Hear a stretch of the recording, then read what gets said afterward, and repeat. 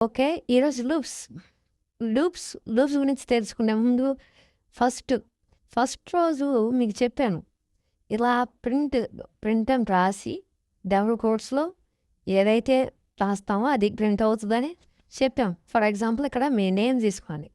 మీ name తీసుకొని print చేయాలంటే ఒకసారి ప్రింట్ రాసి మీ నేమ్ వేస్తే ఒకసారి ప్రింట్ అవుతుంది.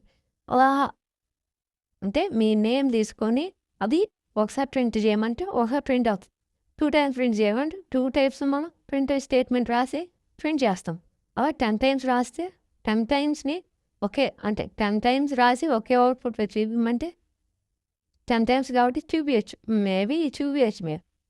అలాగే 20 టైమ్స్ రాయమంటే 50 టైమ్స్ రాయమంటే చేయలేరు కదా! అదే మీ నేమ్‌ని ఒకసారి రాసి 50 టైమ్స్ మీరు ప్రింట్ స్టేట్మెంట్ 50 రాయగలరా? 100 రాయగలరా? రాయలేరు. అందుకే లూప్స్ కాన్సెప్ట్ వచ్చింది మనకి. అంటే లూప్స్ అంటే సేమ్